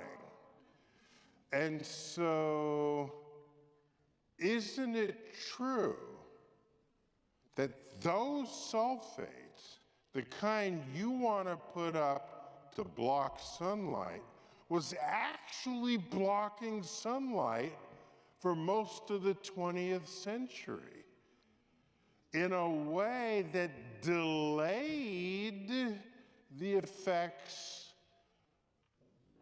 of global warming, masking what was sort of brewing underneath, so that in fact we were an unwitting part of a geoengineering experiment. Mm-hmm. And so now that air is cleaner, the temperature rise is accelerating. So what do we do? What? Right. Yeah. We just say, burn, baby, bring back the smokestacks? What do we do? So, thank you for... And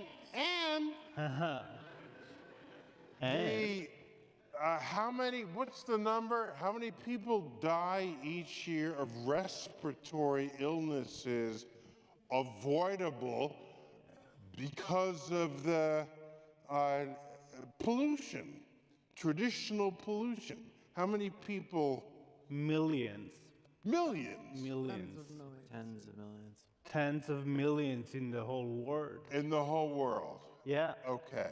So I really want to underscore something Dustin said in his first intervention, which is, yes, cleaning up our air quality has immense benefits. Weaning ourselves off fossil fuels will have way more benefits just on the climate side. But most of them will be immediately felt by the people that will breathe cleaner air. And we should always be in favor of cleaner air. Defend the EPA with all you've got. Yeah.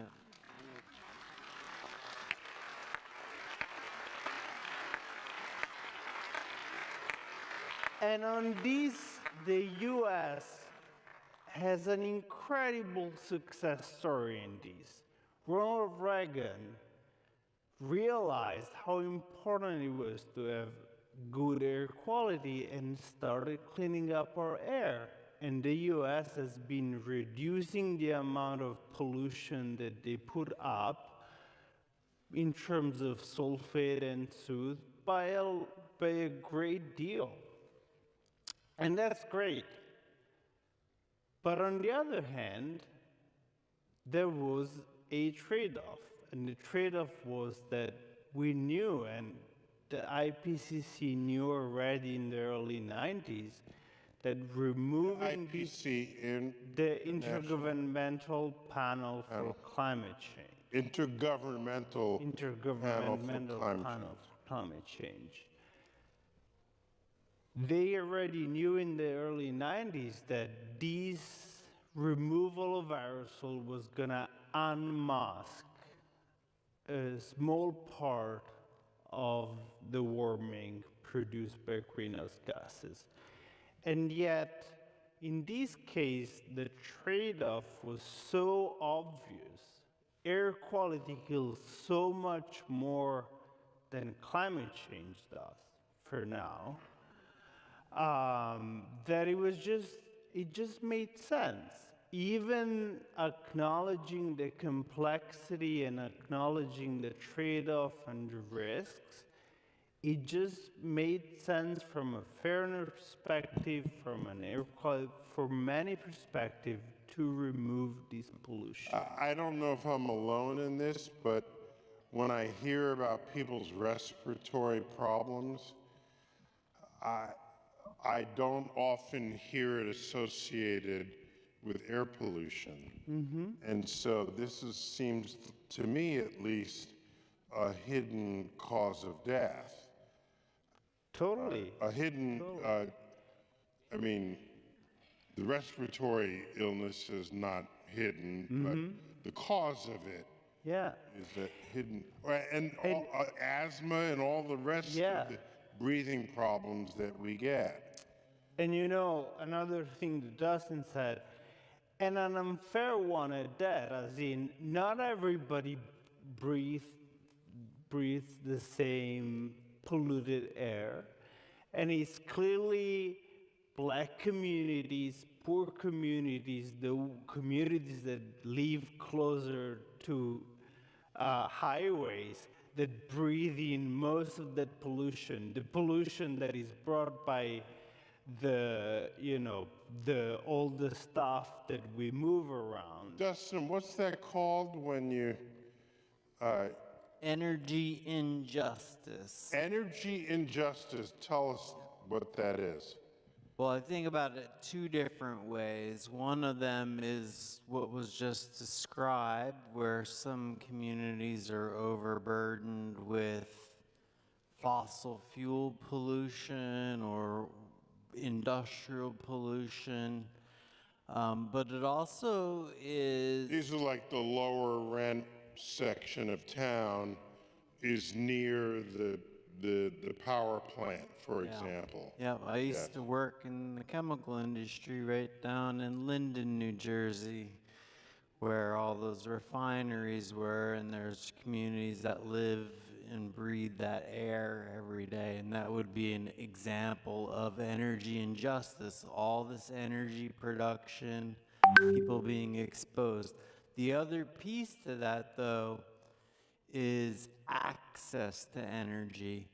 And that's where we have a lot of people, actually, I think more people die of indoor air pollution in developing countries than malaria every year. Indoor air pollution? Indoor air pollution. What is that? That's from cooking using fuels that are not modern fuels. So burning wood, burning dung, burning things like that indoors. For cooking and for cooking purposes or heating purposes. Yeah, and that's, so energy inequity or energy injustice is both a question of access to modern energy resources as well as overburdened communities. It sounds like, I don't know that there's any solution here other than yours, but Beth, you don't have confidence in the international community to come to agreement on anything, and I agree with you on that. But, all right, Daniele has a solution. And so... Is it a solution? I guess not. Solution, and I respect his scientific expertise on this. I'm not sure it's a solution, though. I think it's a stopgap measure that we're trying to apply in what we think is our scientific wisdom to the planet without... Don't you want him to be available to you if nothing else works? Yes, I do want him to be available to me. Hi. Yes. Hey. I'll call you later. I really like you, Beth. You know that. Available to me in this regard, but I think we need to rethink the framework that we're deploying these technologies in. Right now, every state is looking out for its own interests, and if they see that deploying these kinds of technologies, developing them, researching them... When you say state, you mean so country. I mean a country, Yes. right. If they see this as their interest, they're going to pursue it, irrespective of any treaties or anything. And I think the way out of this, you think I'm doom and gloom. Here, I'll give you a trapdoor here. The way out of this, I think, is going to be... That's a good trapdoor. Yes. I don't... I think it's a pillow underneath. I think that the way out of this is we have to rethink this idea of sovereignty, and I think we can do it. Even if it's selectively applied, we can think of a new security paradigm internationally that will allow us to respect the environment more. And how does sovereignty extend above the troposphere? Is that possible? It scientifically doesn't, no. But every country's going to think it does. They're going to make their own decisions based on their own airspace because for some reason they think they can control it. And you might say, yeah, U.S. Army, I'd like to see you stop that heat wave. They can't, but they're still making the decisions as though they can. So we have to tell a new story, if I can borrow Holly's parlance for a minute. We have to tell a new story about sovereignty and security.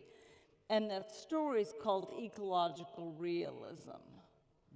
That story is about how the environment, a healthy environment, sits at the basis of your security on this planet, because you cannot be divided ecologically from any other country. You can opt out of the trade regime. You can opt out of the human rights regime or the nuclear weapons regime. You cannot opt out of the environment. We all occupy the same ecosystem. Yes. Is that a fair Yes, way to that is absolutely characterize true. that? Yes. Okay.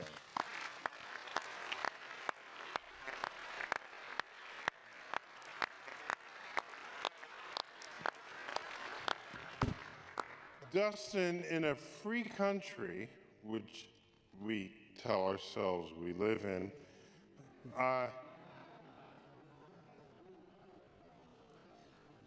we can argue forever about what should happen because it works scientifically, because you've got a model, because we can do that, but at the end of the day, don't we just do what's cheapest to do?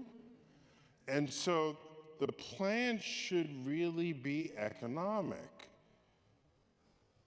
shouldn't it? If you want to change people's behavior in a free country, then short of beating them on the head, convincing them that way, just make this option cheaper than that option.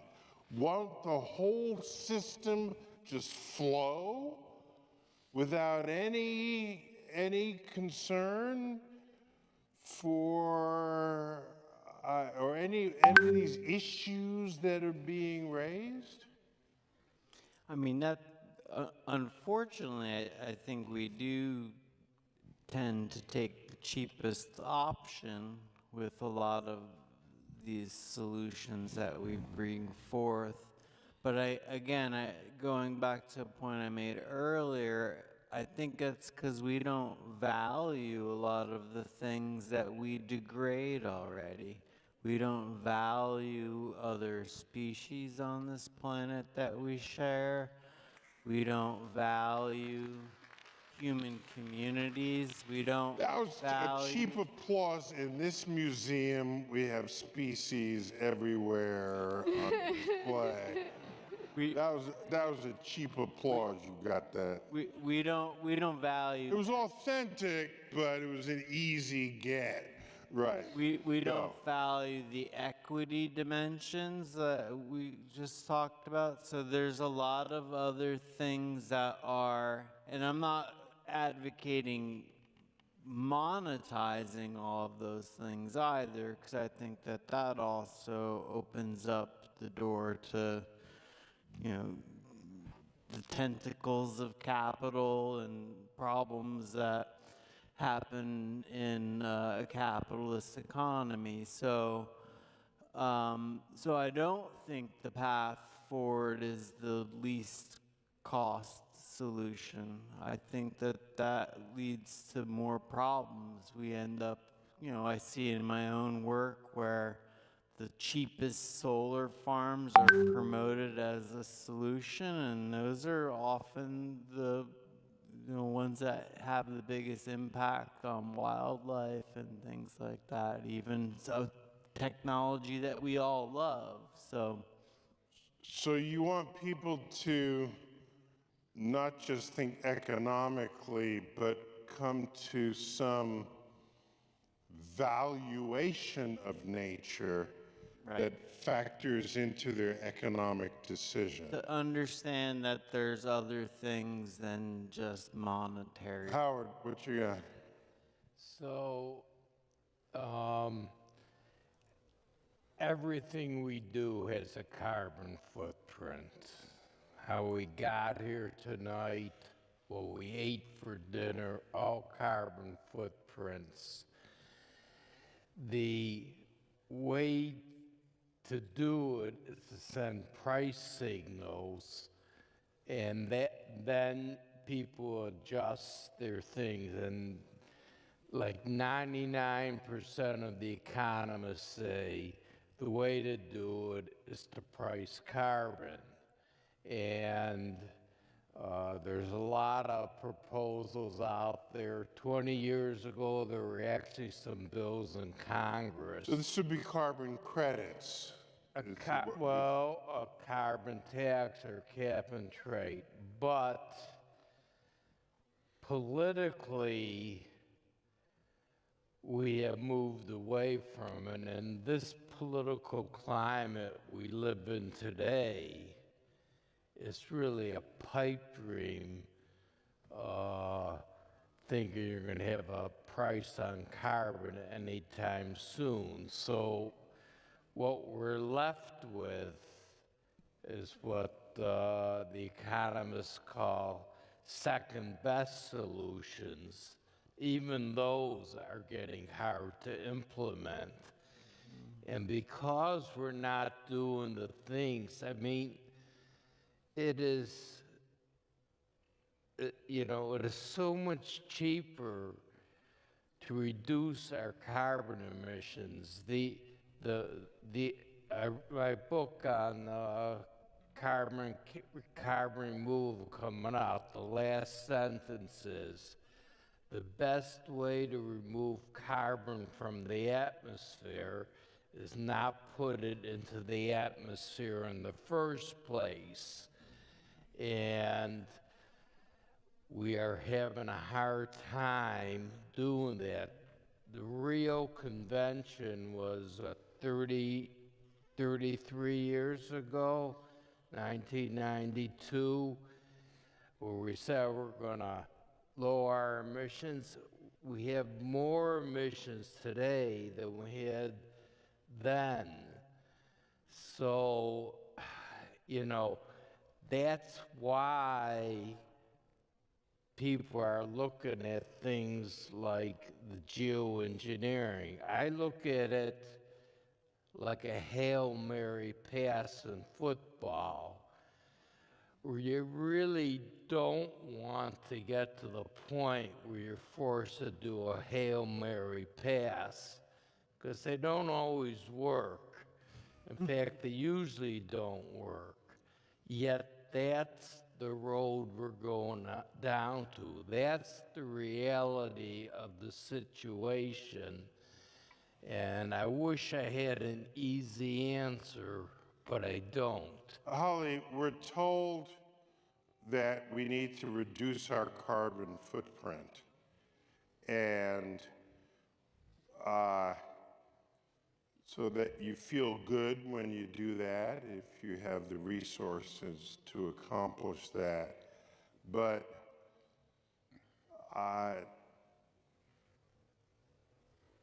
if we all reduced our carbon footprint, is that enough? Aren't there whole industries out there that have a way bigger carbon footprint than any one of us? Yes, and I do think starting with industrial emissions makes sense in a way, but actually the thing about the carbon footprint is there's that personal connection. And believe it or not, people in the US are interested in doing their part. They want to do something. They talk endlessly about recycling. They also feel like that was kind of a scam, and they feel disappointed because they were actually bought in and they thought it. They want somebody to tell them, like, here's the steps that you can take. So you're referring to the fact that in the 1970s we were all convinced that we were the bad ones by littering, and when we were being sold products that had a lot of stuff to discard once we consumed the product. And so, but we thought it was our fault? Well, I was thinking more about like the 90s when recycling was like the thing you could do, and you know, people related to it on a personal level. They had specific behaviors that they were willing to engage in. And so I think that personal dimension is important, but I also think that, yeah, there's big structural changes with how things are produced that are also important. And people get that. And is that, does that cross international boundaries? We're pretty wealthy here. Even the poor of us are wealthy relative to other countries. So what a luxury it is to say, I will, you know, eat these foods that cost more than these other foods because it has a smaller carbon footprint. If I'm starving, I'm not making that decision. Well, I don't want to start talking about international trade.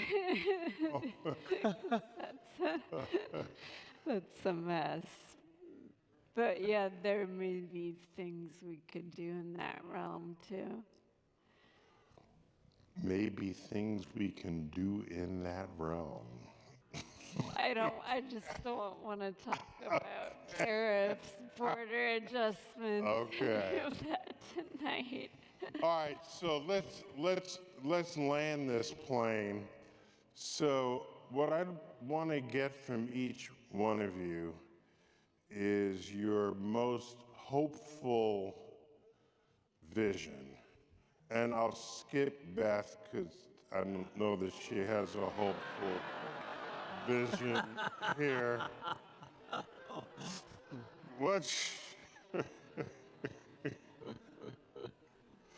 What's Kevin?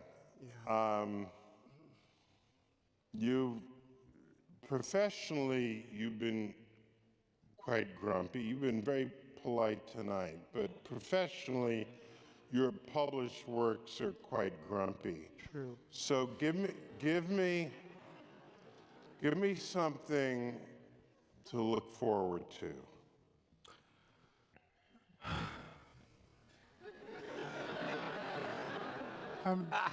I'm told there might be wine after this event. Okay.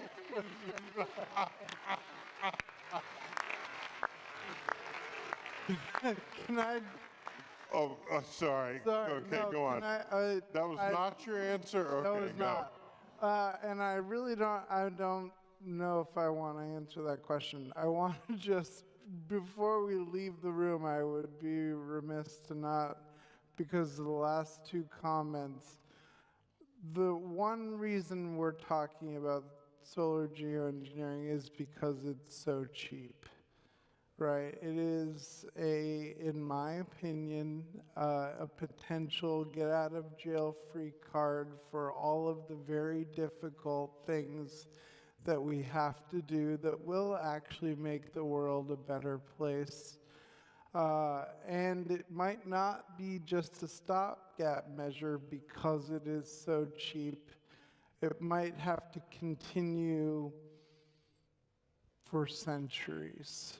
Right, and it would potentially get the more stuff we have to put in the stratosphere, the worse the side effects get. So I think before we head down that road, it's not a solution; it's a Band-Aid. If that, yeah. So I think we need to. If we're at a point where we do need an extreme Hail Mary intervention like solar geoengineering, my preference would be to think more about extreme interventions into the economic system that is driving this.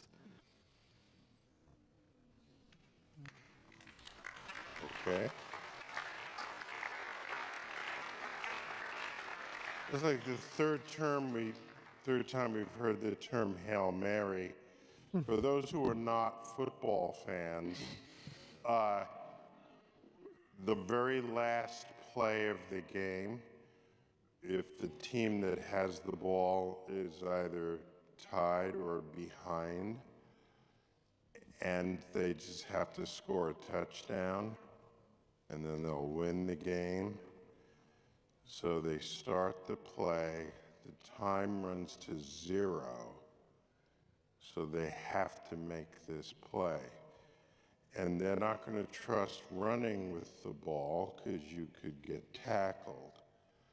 So the quarterback takes the ball and throws it high into the air so it just lands in the end zone. And everybody's huddled around trying to catch the ball as it arrives. and you're hoping one of your players catches the ball. And if he does, it is a successful Hail Mary pass. Otherwise, I don't know that we have a word for it. But it's you're putting it all on that last throw. And just in case people needed to be updated on football reference. Holly, give me something to look forward to. So I've been around the country for the past 2 years talking to people, including a lot of Trump voters. And people, obviously, they're really fed up with the status quo. They're fed up with big corporations taking advantage of them and their communities. And I think that there's actually a huge opportunity here that some political parties have failed to take advantage of, that could shift things in the right direction if we found leadership that could talk to lots of different audiences. I actually feel, despite this being like maybe the darkest moment, there's a lot of potential for political change in this country that can move things on energy.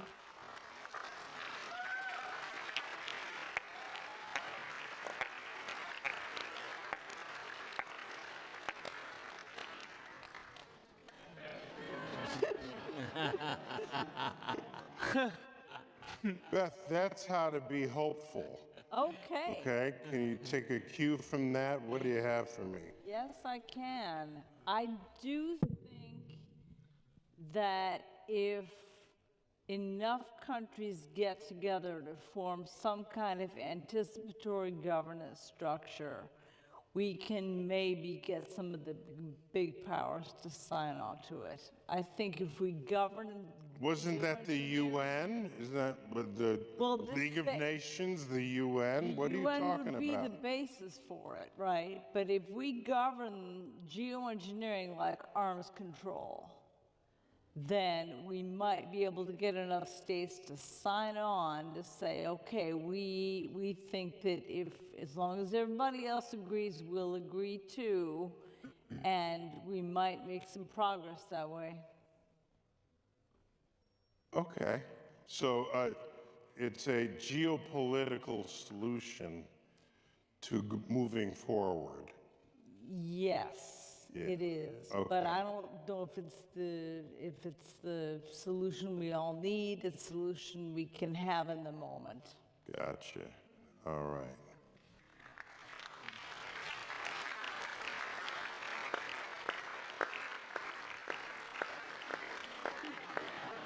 Dustin, give me your best solution going forward.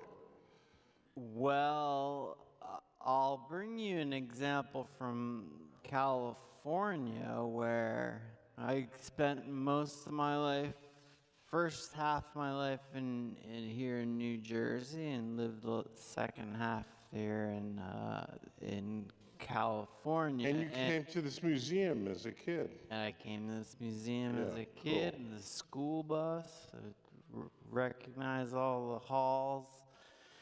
Came to the planetarium when it first opened.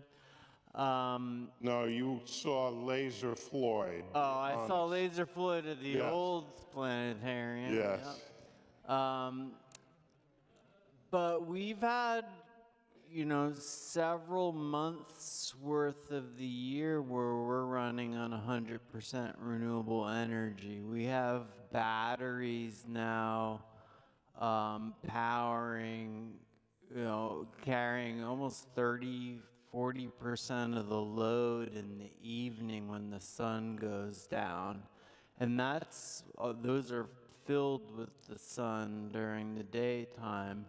So, and we're still 20 years away from what our 100% goal is in the state. So we're rapidly evolving a renewable energy system that's displacing carbon emissions, and that's really the name of the game, to stop. And that's happening steady, slow and steady, so you're not noticing a difference one day to the next. But maybe we'll wake up one day and the carbon footprint has been shrunk. At least on the electricity side.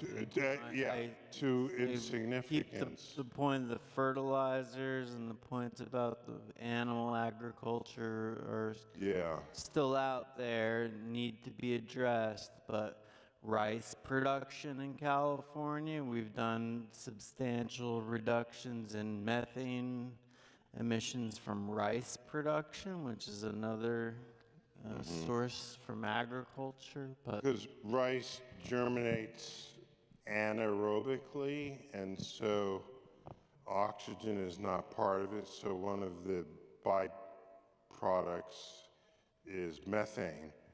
So CH4 without oxygen. This is the best toast you got here. This is great.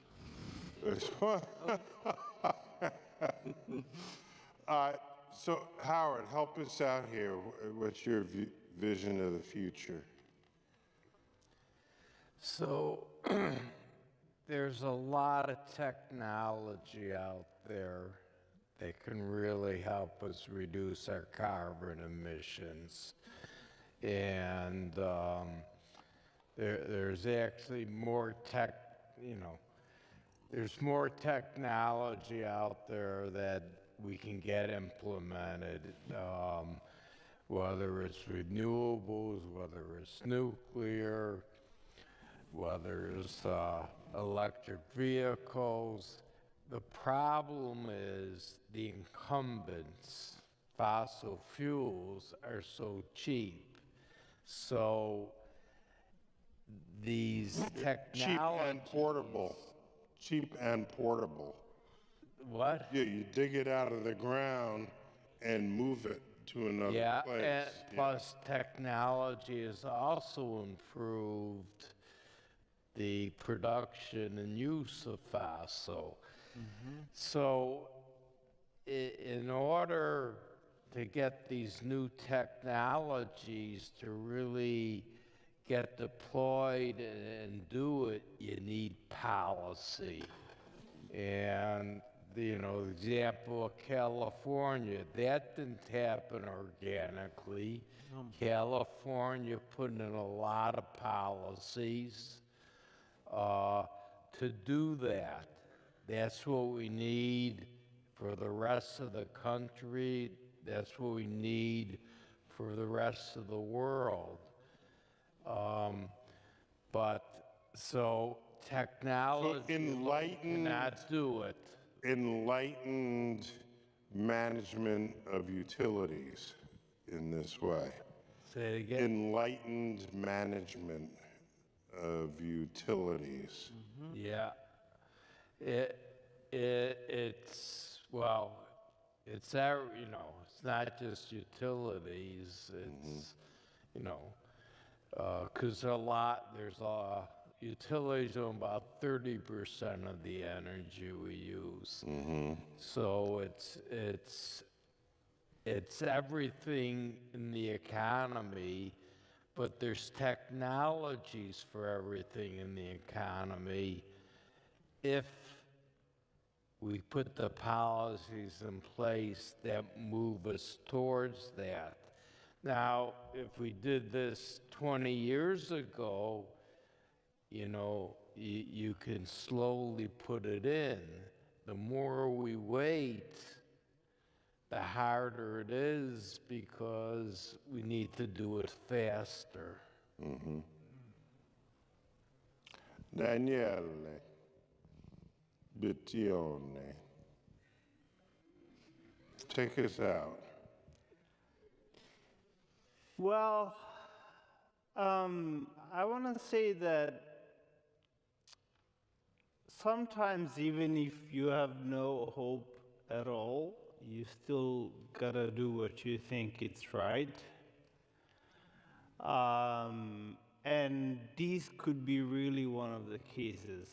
I don't think we should think about this in terms of hope, but as much in terms of, this is our responsibility. This planet is our responsibility. Have we messed up? Yes, but we've messed up in the past, and this shouldn't let us stop from thinking about what can we do next. And in a way, yes, something like solar geoengineering is scary, and of course it is, and it should be. I hope it stays scary. But on the other hand, it could be part of what gets us out of all of this. Especially if we acknowledge that that's not the only thing, especially if we acknowledge the larger problem, especially if we acknowledge our responsibility for this planet, that's the part in which solar engineering could play a part and allow us to move past and actually become the real steward of this planet. Thank you, panel.